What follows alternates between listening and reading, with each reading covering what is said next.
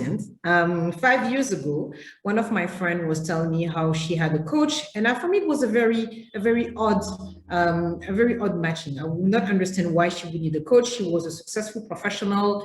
We were colleagues in Senegal, and this was not something very prevalent. So we engaged in conversation, and she told me, no, this is not a therapist. It's really a professional coach. So she's helping me making better business decisions and better choices for my professional life. So I decided to meet with the woman, and the woman was amazing. That coach, she was younger than me, but she really understood how to get the best out of you without becoming too intrusive in the personal life, because that was a big scary moment for me. She would go into my personal life and my relationship with my family and my husband, and I was not there at all. So I got comforted, and that's how my first experience with coaching. But it became more formal when I was appointed as CEO of Orange Sierra Leone.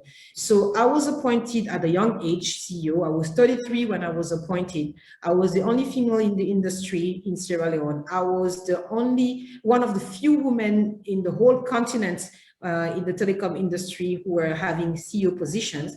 So I requested myself for coaching to just be able to jumpstart my job as CEO. So I got in touch with somebody. My group, Orange Group, put me in touch with a woman who was a professional, a coach, an executive coach. And this is how we started. And what I really loved with her is that, one, she was an experienced professional. She had worked on the continent, even though she's from Europe. Second, she was a woman, so she could understand some of the things that I could not navigate. And third, she was used to big groups, multinationals. So it's very different being coached in the multinational and in a startup. So that was very helpful. And then I had another coach that I was working with in parallel, a Sierra Leonean one, because I also needed help to understand the culture that is not mine. Coming from Senegal, it was very different for me to understand the Sierra Leonean culture and navigate the Sierra Leonean culture, and making sure that my people, my employees, my stakeholders where I was effective with them. So that's how actually I got a second coach working with me to help me understand better and navigate the environment. And I think this combination has been great.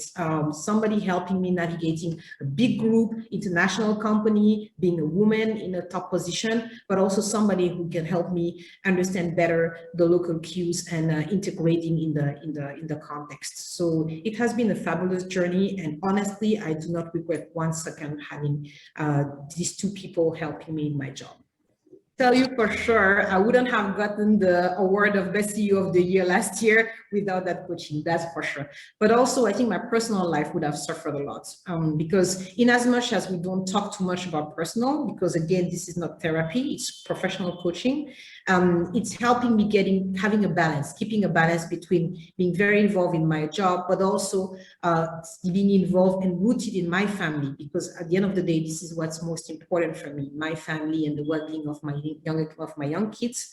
And having a good balance is also achieved because the coaches are helping me to know where to stop and know when to push forward on the professional side.